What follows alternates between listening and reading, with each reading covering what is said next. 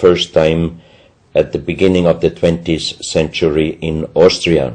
That means it was impossible inside a statue with the age of approximately 17,000 years. But when I called immediately Professor Pittoni, he was laughing and he said, "I'm a geologist. If a statue is making a strange sound, I do not open it just right away, but I did several X-rays, and you can see here on the right picture one of the X-ray photos, and you see that inside the closed statue already the round ball, the chrome steel ball, was existing. On this X-ray photo you can see exactly, and also Professor Pittoni saw that this statue in former days already was opened but perfectly closed again, and he called a specialist who opened it exactly concerning this photo, the small stone ball which was closing the hole inside, and you can see that the metal ball was already existing. Some of you might have watched several pictures, photos on the internet of giant skeletons found in desert, in India, in China and other places. Most of those photos were competition photos to present Photoshop. Perfectly done. I also was quite impressed when I received first time one of those photos, but these photos I'm showing you now, they are definitely not coming out from a Photoshop competition. These photos are real skulls and skeletons. This skull was found in a tunnel system underground in Colombia. The skull is dated up to 11,000 years. The skull is bigger than normal skull, and the front teeth of the jaw are lined up in a different way than our teeth.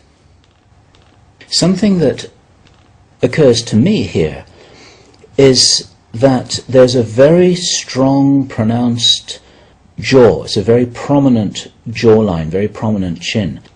And here you see a photograph that was shown to us by a Project Camelot insider. Now, this isn't a real photograph. This is a scene from the old Arnold Schwarzenegger movie Conan the Barbarian.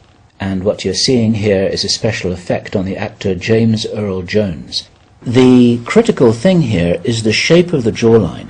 Our witness, who had spent time with the Anunnaki in real time, in the present day, said that one of the things that characterizes them, besides their size, which he says was 8 or 9 feet tall, he said they're very large and they're very strong and they look larger than that. But that's round about their height, which matches exactly the 2.6 meters that Klaus has been talking about. He said it's a very prominent, strong jawline, and this is what strikes me about these skeletons, these skulls here that we're looking at right now. Didn't know. No, you need to know this. Back to Klaus.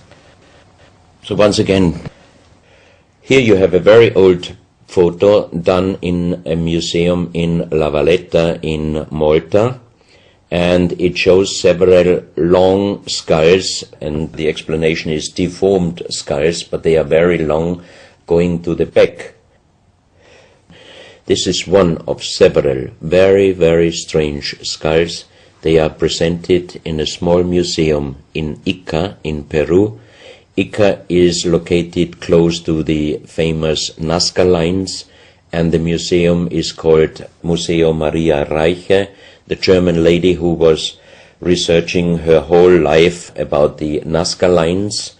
And in this museum you can see the most strange skulls I ever saw, all found in this area close to the Nazca lines. So the question is, what kind of humans were living there, and how did they get those skull forms? And especially this one, definitely several doctors and experts told me it would not be possible to create such a kind of deformation, because through deformation you do not get the double bone material on the skull, and on this skull even you have particles of the skin and hairs, and I think it would not be difficult to do a age dating and especially a DNA analysis of this skull. On this picture I show you some legendary skeleton forms of giants.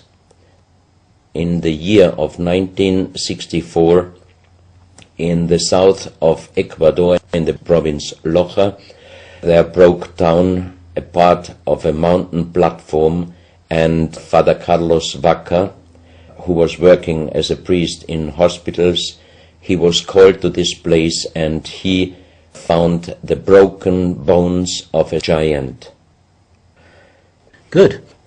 Well, Klaus, I asked you if you would take us on a journey, and for the last nearly an hour, I think it is, you've taken us on a fascinating journey not only around the world, but through time, back as long ago as 17,000 years. And it's a real reminder of how little we know about what our history really is.